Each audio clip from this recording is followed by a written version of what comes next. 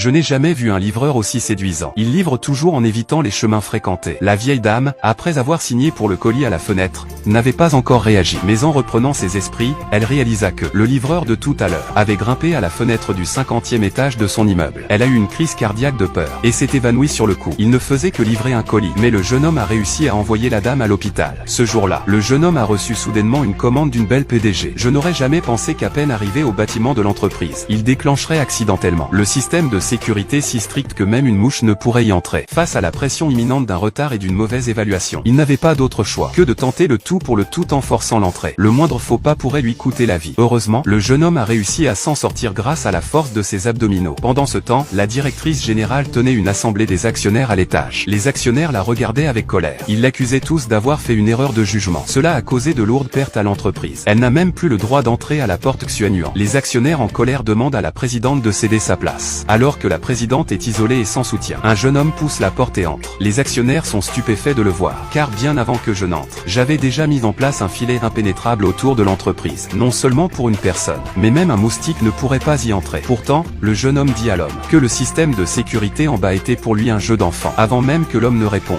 le jeune homme l'a poussé et s'est précipité vers la femme PDG. Excusez-moi, pourriez-vous signer cette commande rapidement? Sinon, si je suis en retard et que je reçois une amende. Aujourd'hui je n'aurai pas d'argent pour acheter un cadeau d'anniversaire. Je n'ai pas le temps de m'occuper de ces petits détails. Va attendre à la porte. Non.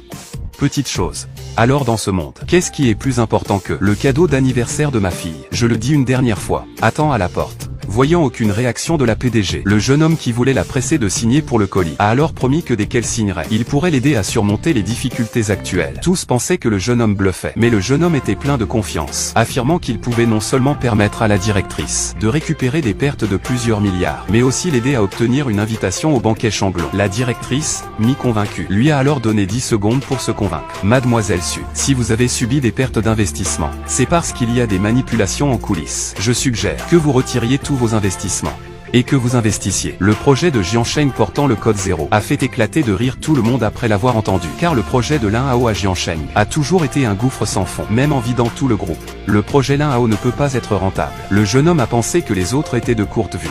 Mademoiselle Su, pensez Y. Cette porte de Xuanyuan vient juste de s'établir à Jiansheng. Il va sûrement se concentrer sur les finances de Jiansheng. Au plus tard demain, il investira sûrement une fortune pour revitaliser le projet déficitaire appelé 0. Tant que tu me fais confiance, à ce moment-là, non seulement nous récupérons les pertes, et vous attirerez l'attention de la porte Xuanyuan. Deux oiseaux d'une pierre. Pourquoi devrais-je te croire? Tu n'as pas le choix. Autant me faire confiance et tenter le coup. Président, il n'est qu'un livreur. Que sait-il de la finance et de l'économie? Il a raison. Je n'ai pas d'autre choix. Donnez l'ordre.